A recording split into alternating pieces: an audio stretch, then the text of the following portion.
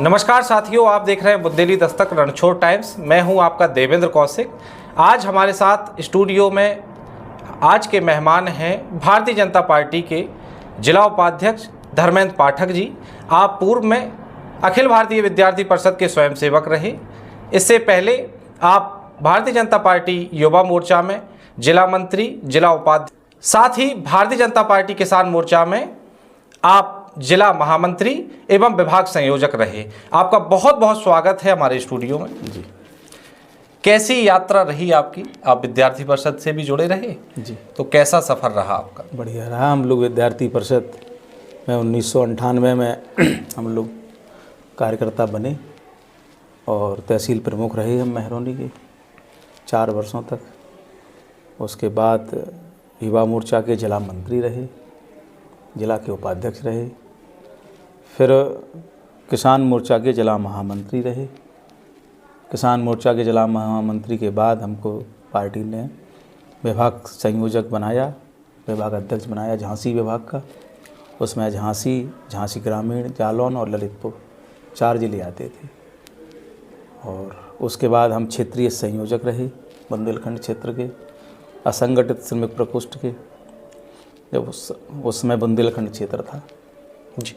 अब कानपुर बुंदेलखंड क्षेत्र है। हमारा क्षेत्र बुंदेलखंड कानपुर में मिल गया है और लगभग 3 टर्म से हम भारतीय जनता पार्टी के जिला के उपाध्यक्ष जी। तो कैसा अनुभव रहा? पहले आप विद्यार्थी परिषद में भी काम करके आए हैं जी। तो अच्छा अनुभव कहाँ का है? भारतीय जनता पार्टी का अच्छा अनुभव है या विद्यार्थी परिषद का? क्या है भाई कौशिक जी, सारे वैचारिक परिवार हैं जो विद्यार्थी परिषद कार्यकर्ता बनाती है और भारतीय जनता पार्टी उस कार्यकर्ता को काम दे के आगे बढ़ाने का काम करती है। हमारे संगठन मंत्री नागेंद्र जी भाई साहब रहे। उसके बाद राम गोपाल अवस्थी जी थे, वो हमारे संगठन मंत्री रहे। सुनील तिवारी जी भाई साहब थे, वो भी हमारे संगठन मंत्री रहे। फिर बाद में अनूप गुप्ता जी जो इस समय प्रदेश के महामंत्री हैं, वो हमारे संगठन मंत्री रहे। हम लोगों ने उनके साथ विद्यार्थी परिषद के कार्यकर्ता के नाते काम किया है, जो भाई साहब ने बताया या संगठन ने बताया। नागेंद्र जी अभी बिहार में? नागेंद्र जी अभी बिहार और झारखंड के संगठन मंत्री हैं। आपको बता दें, धर्मेंद्र पाठक जी भारतीय जनता पार्टी के बहुत ही वरिष्ठ नेता हैं और आप शिक्षा में, आपकी शिक्षा LLB भी आपने किया है, B.Ed भी आपने किया है, MA किया है, LLB किया है और B.Ed किया है जी। तो आप शिक्षित नेता हैं और निश्चित रूप से क्या मान के चले हम कि हमारी बात भारतीय जनता पार्टी के आगामी जिलाध्यक्ष से हो रही है? नहीं, हम लोग तो पार्टी के कार्यकर्ता हैं। अभी वर्तमान में जिला भाजपा के उपाध्यक्ष हैं और पार्टी जो काम हम लोगों को देती है वो पूरी निष्ठा और ईमानदारी से हम लोग करते हैं। अभी संगठन के चुनाव चल रहे हैं, सबसे ज़्यादा आपका नाम आगे आ रहा है कि जिलाध्यक्ष की रेस में सबसे आगे आप हैं? ऐसा नहीं है, पार्टी में बहुत सारे कार्यकर्ता हैं जो अध्यक्ष बनने की क्षमता रखते हैं। अब निर्णय अंतिम पार्टी को करना है, जिसे भी पार्टी बना देगी हम सब लोग मिलजुल कर पार्टी का काम करेंगे। कहा जाता है कि ललितपुर जनपद में जो जिला उपाध्यक्ष जी हैं पाठक जी, उनकी छोटे कार्यकर्ताओं में अच्छी पैठ है, उनसे अच्छी गुडविल है उनकी। नहीं, हमारा तो शुरू से ही ये मानना रहा है कि गांव का जो कार्यकर्ता है, बूथ का कार्यकर्ता अगर किसी काम के लिए कहता है या आता है, तो अभी तक का हमारा एक ये ट्रैक रिकॉर्ड भी रहा है कि जो कार्यकर्ता हमारे पास आया है उसकी मदद हमने 100% की है या कराई है। तो अभी तो जिला उपाध्यक्ष पद पे आपकी हैट्रिक पूरी हो गई है। हाँ, 3 तो टर्म। आगे हम लोग कहाँ देखेंगे? अब पार्टी के ऊपर है जी, हमारे हाथ में थोड़ी है। जब पार्टी जो आदेश निर्देश देती है उसका हम लोग पालन करते हैं। कल कई राज्यों के चुनाव के परिणाम आ चुके हैं। उत्तर प्रदेश की 9 विधानसभाओं पे उपचुनाव हुआ है, जिनमें से भारतीय जनता पार्टी ने 7 सीटों पे चुनाव जीता है। इस पे आप क्या कहेंगे? क्या है कि जो लोकसभा का चुनाव उत्तर प्रदेश में हुआ, उसमें समाजवादी पार्टी और कांग्रेस ने जो झूठे वादे किए थे, जनता के पास जाके जो झूठी बातें कही थी, वो सारी एक्सपोज हो गई। जनता की समझ में आ गया कि ये झूठ बोलने वाले लोग हैं। और उत्तर प्रदेश में कानून व्यवस्था का राज है और ये सब योगी जी के कुशल नेतृत्व में चल रहा है।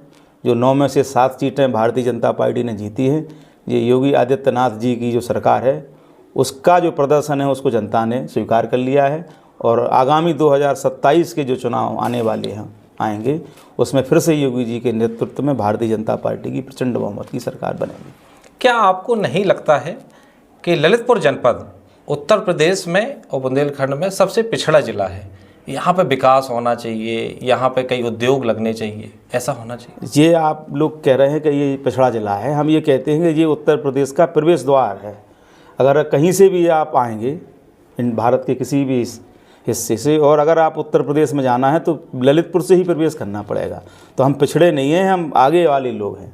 और बुंदेलखंड के अंदर, ललितपुर जनपद के अंदर खास तौर से, जो जब से अनुराग शर्मा जी सांसद बने हैं पिछले 5-6 वर्षों से, उन्होंने लगातार प्रयास किया है, विकास के लिए किया है, रोजगार के लिए किया है। और उसका उदाहरण हम आपको बताएं कि अनुराग भैया जब से सांसद बने हैं, उन्होंने जो ऐतिहासिक काम अपने सांसद के द्वारा, जो उनका काम है, जो उनका दायित्व है, उसका उन्होंने निर्वहन पूरी ईमानदारी और निष्ठा से किया है। ललितपुर के सैदपुर में ड्रग फार्मा का निर्माण हो रहा है जी। ये ललितपुर नहीं, उत्तर भारत के लिए बड़े गर्व का विषय है। और ये सब अनुराग शर्मा के ही प्रयास, भैया के प्रयास से ही ये हुआ है। अटल आवास धौर्रा में बना, कितना बड़ा विद्यालय बना, करोड़ों की लागत से है। गरीब बच्चों के लिए, श्रमिकों के बच्चों के लिए बनाया गया है। ललितपुर के अंदर हवाई अड्डे का निर्माण हो रहा है। ललितपुर के अंदर मेडिकल कॉलेज, जो हम लोग कहते थे कि यहाँ स्वास्थ्य की व्यवस्थाएं नहीं है, कोई डॉक्टर यहाँ आना नहीं चाहता है, और जो आ जाता है तो वो जाना नहीं चाहता है फिर। तो ललितपुर के अंदर अभी मेडिकल कॉलेज के अंदर पहले 50 सीटें हैं, फिर अनुराग भैया के प्रयास से 100 सीटों की स्वीकृति सरकार ने दी है। जब यहाँ डॉक्टरी की पढ़ाई शुरू हो रही है तो अब यहाँ डॉक्टर बनेंगे, पढ़ेंगे, यहीं प्रैक्टिस करेंगे। यहीं में 300 बेड का अपना जो है वो बन गया है अस्पताल, हॉस्पिटल भी बन गया है। तो सड़कों का जाल बिछाया है। एक महत्वपूर्ण चीज़ आपको हम बता दें कौशिक जी, कि अनुराग भैया जी, सांसद जी के प्रयास से जो एक उत्तर प्रदेश की सबसे महंगी रोड बनी है, गौना, नाराहाट और महरौनी जी, 113-14 करोड़ की लागत है उसकी, और मात्र वो 30-35 किलोमीटर है। और उसके लिए हमने व्यक्तिगत रूप से सांसद जी से आग्रह किया था, उन्हें पत्र लिखा था, और सांसद जी ने हमारे पत्र के संज्ञान लेते हुए उन्होंने अपने जो एजुकेटिव इंजीनियर हैं इसके PWD के, उन्हें उनसे पत्र लिखा। और अनुराग भैया के विशेष प्रयास से उस समय के तत्कालीन ये PWD मंत्री जितिन प्रसाद जी के कर कमलों से उसका वो शुरुआत हुई थी, और आज वो लगभग हमें लगता है 5-6 महीने के अंदर बन के तैयार हो जाएगा। ये बहुत बड़ी उपलब्धि है। सड़कों का जाल अनुराग भैया ने लगभग 100 सड़कें स्वीकृत कराई थी इस जनपद के अंदर। महरौनी के अंदर उन्होंने बाईपास बनवाया था, और जो भी सेतु निगम के द्वारा, चाहे छपरट का पुल हो, चाहे बानपुर जाते हैं पुतली घाट का पुल हो, सारे पुल जनपद के लगभग बन गए हैं। इसके पहले जो सरकारें रहीं समाजवादी पार्टी की और BSP की, ये एक जातिवाद फैलाने वाली सरकारें थीं, सरकार का बजट खाने वाली, भ्रष्टाचार को बढ़ाने वाली थी। इनके अंदर बिजली के जो तार वगैरह बदले जाते हैं, कागज़ों में बदल देते थे, रोड कागज़ में डल जाती थी। अब सही मायने में योगी जी के सरकार के समय में रोड बन रहे हैं, लाइट की व्यवस्था ठीक हो रही है, और कानून व्यवस्था के मामले में तो उत्तर प्रदेश जैसे बड़े राज्य की स्थिति भारत के अंदर बहुत अच्छी है। नहीं तो समाजवादी पार्टी की सरकार थी तो ये नारा था कि जो खाली प्लाट है उस पर समाजवादी पार्टी का झंडा लगा के कब्जा कर लेते थे। योगी जी की सरकार में बाबा का बुलडोजर जो है इतना भय अपराधियों के अंदर कर दिया है कि अपराधी अपराध करने से 10 बार सोचता है। अभी वर्तमान में ललितपुर जनपद में 2 विधानसभा सीटें हैं जहां पे आपकी ही पार्टी के विधायक हैं, साथ ही मनोहर लाल पंत यहाँ से मंत्री भी हैं श्रम सेवा योजना के। उनके साथ एक घटना हुई मध्य प्रदेश में, उसको आप कैसे देखते हैं? मनोहर लाल पंत जी हमारे जो है बहुत सरल स्वभाव के व्यक्ति हैं। माने जब मिलते हैं तो आदमी को ये नहीं लगता है कि हम मंत्री जी से मिल रहे हैं। सरल स्वभाव के हैं और योगी जी के बहुत निकट भी माने जाते हैं। और दुर्घटना बस उस अपराधियों ने उनके साथ उनकी गाड़ी पर, उनके काफिले पर हमला कर दिया था। सरकार ने संज्ञान लिया है, 4 अपराधी पकड़े गए हैं, उन पर वैधानिक कानूनी कार्रवाई हो रही है। और हमारे मंत्री जी हैं, बढ़िया हैं, ठीक है, अच्छे व्यक्ति हैं। और योगी जी की जो सरकार की नीतियां हैं वो उत्तर प्रदेश के मंत्री के नाते ललितपुर के अंदर लगातार ले आने का वो भी प्रयास कर रहे हैं। सांसद अनुराग शर्मा जी और मनोहर लाल पंत और राम रतन जी के कुशवाहा जी के सफल नेतृत्व में जो है जनपद लगातार नई प्रगति की तरफ जा रहा है और निश्चित रूप से जो समस्याएं ललितपुर की हैं उनका निदान होगा और ललितपुर जो है उत्तर प्रदेश की जो प्रगति की गति है उसमें अपनी सहभागिता देगा। इस समय पूरे जनपद में, मैं जनपद की बात छोड़ के करूँ तो पूरे उत्तर प्रदेश में इस समय खाद की बड़ी समस्या बनी हुई है। किसान लाइन लगाए हुए इंतजार कर रहे हैं, उनको सिर्फ एक बोरी मिल पा रही है। खाद के लिए क्या है कि खाद की समस्या कुछ स्थानीय जो व्यापारी हैं डंपिंग कर रहे हैं, हल्ला ये अफवाह फैला देते हैं कि खाद है नहीं। तो इन पर क्या प्रशासन कोई कार्रवाई नहीं कर पाता है क्या? नहीं, प्रशासन कार्रवाई कर रहा है। अब क्या है, प्रशासन का ध्यान इस तरफ ये है कि पहले इस खाद की समस्या का निदान हो, फिर इन पर कार्रवाई हो। अगर हम उन पर कार्रवाई कर देंगे तो जो मिल रही है खाद वो भी रुक जाएगी। एक बड़ा आंदोलन खड़ा हो सकता है। पहले सरकार की पूरी मंशा है कि किसान को खाद मिल जाए और लगभग ये समस्या अब एक आध हफ्ते के अंदर खाद की पूरी ख़त्म हो जाएगी। तब फिर ऐसे लोग जो कालाबाजारी कर रहे हैं या सरकार की छवि खराब कर रहे हैं, इन पर जो है कौशिक जी पूरे रूप से जिला प्रशासन को कड़ी से कड़ी कार्रवाई करना चाहिए। हम लोग उसका पूर्ण समर्थन करें। यहाँ ललितपुर जनपद में देखा जा रहा है कि दूसरी पार्टियों से नेता भारतीय जनता पार्टी में आ रहे हैं और उनके सारे काम, चाहे तो वो भूमि से जुड़ा काम हो और कई प्रकार के खनन वो लोग कर रहे हैं। इनको आप कैसे देखते हैं? अगर कोई व्यक्ति पार्टी की आड़ में आके और कोई गलत काम करना चाहता है तो प्रशासन को उस पर छुरी छूटे पर कार्रवाई करे। इनसे जो मूल कार्यकर्ता रहता है उनके ऊपर कोई फ़र्क नहीं पड़ता है कि दूसरी पार्टी के आए हैं, बड़ी जिम्मेदारी दे दी गई उनको? भाई जिम्मेदारी तो वैसे कौशिक जी कोई बड़ी दी नहीं पार्टी ने। जो बाहर के लोग आए, अगर आप नाम उठाएंगे, आए हैं वो केवल अपने बचाव के लिए आए हैं। इधर उन्हें लगता है कि हमारे पर ऊपर कोई वैसी कार्रवाई ना हो जाए, इसलिए आए हैं। और लोकसभा चुनाव में पार्टी ने ये अनुभव कर लिया है कि जो लोग आए थे अपने बचाव में, उन सारे लोगों ने पार्टी के खिलाफ काम किया है। ऐसे लोग तो ऐसा आप मानते हैं कि लोग बचाव करने के लिए आपकी पार्टी में आए हैं कि हम बच जाएंगे? नहीं, अब उनकी मानसिकता ऐसी है, लेकिन ऐसा नहीं है। भारतीय जनता पार्टी के लोग अपने बहुत सारे, अब नाम नहीं लेना चाहते, बड़े बड़े जनपद में नेता थे पार्टी के, हमारी सरकार ने उन्हें जेल भेजा, संज्ञेय अपराध में भेजा। तो आपको भी पता है जी, नाम हम किसी का नहीं ले रहे, लेकिन वो इसी प्रशासन ने कार्रवाई करी। चाहे LUCC का मामला हो या जो भी मामले रहे हों, प्रशासन या ज़मीन से जुड़े मामले रहे हों, प्रशासन तत्परता से काम करता है। अब कोई व्यक्ति सोचता है कि हम सरकार में इसमें शामिल हो जाएंगे, भारतीय जनता पार्टी में बच जाएंगे, तो भारतीय जनता पार्टी ऐसे अपराधी या गलत लोगों के साथ ना पहले थी, ना आज है, ना रहेगी। यहाँ ललितपुर जनपद में कई नगर पालिका, नगर पंचायतों में वो लोग पार्टी के लोगों से समन्वय नहीं बिठा पा रहे हैं और कहीं ना कहीं काम बाधित हो रहा है। अब ये तो जो चेयरमैन हैं या अध्यक्ष हैं, उनकी जिम्मेदारी है कि समन्वय बनाएं, पार्षदों से बनाएं, कार्यकर्ताओं से बनाएं, प्रशासन से बनाएं। पार्टी से मदद मांगेंगे तो पार्टी मदद करेगी। तो अभी इन सभी विषयों पर चर्चा आपसे हुई है। आपको क्या लगता है कि भारतीय जनता पार्टी में युवाओं में ऐसा कौन सा चेहरा है जिसको भारतीय जनता पार्टी में आगे चल के एक बड़ी जिम्मेदारी मिल सकती है? भारतीय जनता पार्टी में तो कहें सही मायने में अगर कहीं युवा नेतृत्व है, किसी भी पार्टी की बात करें तो केवल भारतीय जनता पार्टी में है। और जब अटल जी और आडवाणी जी प्रधानमंत्री रहे, हो राष्ट्रीय अध्यक्ष रहे, तो लोग कहते थे कि अटल जी के बाद कौन? तो उसके बाद मोदी जी, अमित शाह जी आए, चल रही पार्टी। कल्याण सिंह जी, राजनाथ सिंह जी की जोड़ी थी, कलराज जी की थी। उसके बाद कौन? देखो बाबा चला रहे, बढ़िया योगी जी चला रहे, पाठक जी हैं, मौर्य जी हैं, और धड़ल्ले से सरकार चल रही है। पार्टी जिसे चाहेगी, पार्टी तो पारस वो पत्थर है, जिस पर रख देगी वो सोना बन जाएगा। ललितपुर जनपद में सबसे अच्छा नेता कौन? हमारी दृष्टि में अगर हम कहें तो ललितपुर जनपद में अगर की बात करें कि जनपद के बाहर की बात करें, ललितपुर जनपद की, ललितपुर जनपद में मेरी दृष्टि में सबसे अच्छे नेता हमारे महरौनी से जो विधायक रहे देवेंद्र कुमार सिंह, मैं उन्हें मानता हूँ कि वो कई बार 3-4 बार विधायक रहे। सही मायने में उन्होंने पार्टी की सेवा की। जब पार्टी 1980 में बनी, पार्टी के पहले विधायक बने और उन्होंने पार्टी को गांव-गांव पहुंचाने के लिए पूरी ईमानदारी और निष्ठा से काम किया। उनकी मेहनत का ही आज नतीजा है कि महरौनी ललितपुर के अंदर भारतीय जनता पार्टी मजबूती से साथ खड़ी है। ललितपुर जनपद में 2 विधायक हैं, मनोहर लाल पंत एवं राम रतन कुशवाहा जी। इनमें बेहतर विधायक, बेहतर जनप्रतिनिधि कौन? भाई मेरी अगर दृष्टि, ऐसे बालक जब छोटा होता है तो उससे पूछते हैं कि भैया पापा अच्छे हैं कि मम्मी अच्छी है, तो ये दोनों भारतीय जनता पार्टी के माता और पिता के समान हैं। हमारे लिए तो मंत्री जी भी बहुत बढ़िया हैं और रामरतन जी भी बहुत बढ़िया हैं, दोनों लोग अच्छा काम कर रहे हैं। ललितपुर जनपद में ऐसी कौन सी महिला नेत्री हैं जो बहुत अच्छे से अपने कार्य का निर्वहन कर रही हैं? महिला नेत्री तो बहुत है पार्टी के अंदर, मैं एवामाया महिला मोर्चा है पार्टी के अंदर भी। वसंती लारिया जी DCF की चेयरमैन हैं, जली की उपाध्यक्ष हैं, किरण सेन उपाध्यक्ष हैं, बहुत सारे लोग काम कर रहे हैं। रुचिका बुंदेला जी बहुत उभरता हुआ एक चेहरा है पार्टी के अंदर। बहुत महिलाएं हैं पार्टी, जिस महिला को चाहेगी पार्टी आगे बढ़ा देगी।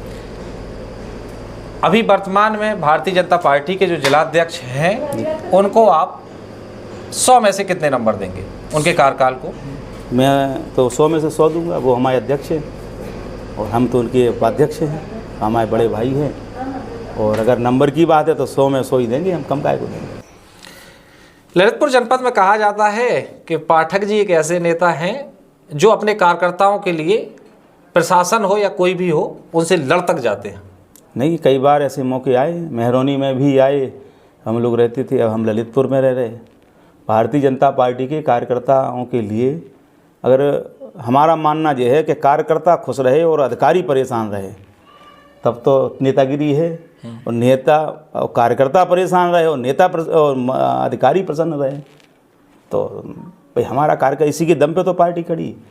अगर कार्यकर्ता बूथ पे काम नहीं करेगा तो कौन कर लेगा, कौन जिता पाएगा? तो अधिकारियों पर सरकार का अंकुश रहना चाहिए, नियंत्रण रहना चाहिए और कार्यकर्ताओं का सम्मान सरकार के अंदर 100% होना चाहिए और उसकी मदद होना चाहिए। क्योंकि बीजेपी का जो कार्यकर्ता है वो 100% सही है, भाजपा का जो मूल कार्यकर्ता है। बकाया दूसरे दलों से जो लोग आए हैं उनके बारे में तो हम ज़्यादा नहीं कह सकते, ना हम ज़्यादा उनको लाइक करते हैं। आपको मन की बात बताएं, ललितपुर जनपद में एक बहुत बड़ी समस्या है ट्रैफिक की। यहाँ पे आए दिन जाम लग जाते हैं, तो इससे निजात कैसे मिलेगी आम जनता को? इसके लिए जो यातायात के नियम हैं उनका पालन करें लोग। और जो मेन रोड है, चौराहे हैं, रोड हैं, वहाँ पर वाहन पार्किंग कर देते हैं लोग। और अगर प्रशासन सख्ती करे तो बुरा लगता है। सीधी बात है, हमें जो भी ट्रैफिक के नियम हैं उनका पालन करना चाहिए।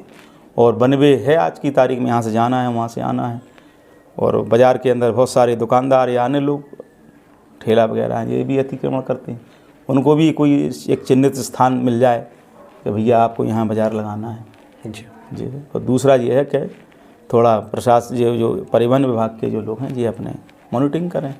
बहुत वर्षों से आप राजनीति कर रहे हैं, कभी कभी राज्य में और केंद्र में दूसरी पार्टियों की सरकार बनी तो कभी ऐसा हृदय परिवर्तित नहीं हुआ कि हमको दूसरी पार्टी में भी जाना चाहिए? नहीं, कभी नहीं हुआ। हमारे BSP की जब सरकार बनी 2017 में, और उस समय हम जो है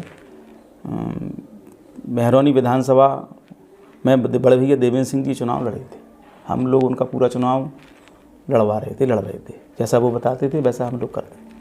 उसके बाद हम लोग चुनाव हार गए। बहुत सारे लोगों ने विश्वासघात कर दिया पार्टी में रह के और पार्टी के खिलाफ कर दिया। इस लोकसभा चुनाव में भी लोगों ने किया है, लेकिन वो तो मोदी जी और योगी जी का इतनी लोकप्रियता है कि विरोध करने के बाद भी पार्टी जीती है। और अनुराग भैया की सक्रियता जो जनपद के अंदर उन्होंने प्रयास किया, शायद अनुराग भैया चुनाव के 6 महीने से लगातार हर 2-4 दिन में ललितपुर आए। उन्होंने जो व्यक्तिगत मेहनत की और पीताम्बरा माई की कृपा है उनके ऊपर कि वो चुनाव अच्छे प्रचंड वोट, 1 लाख कोई कम नहीं होता है वोट भाई। चूँकि हम 4-4 लाख से जीत रहे थे तो 1 लाख कम लगने लगा। 1 लाख वोट भी बहुत होता है।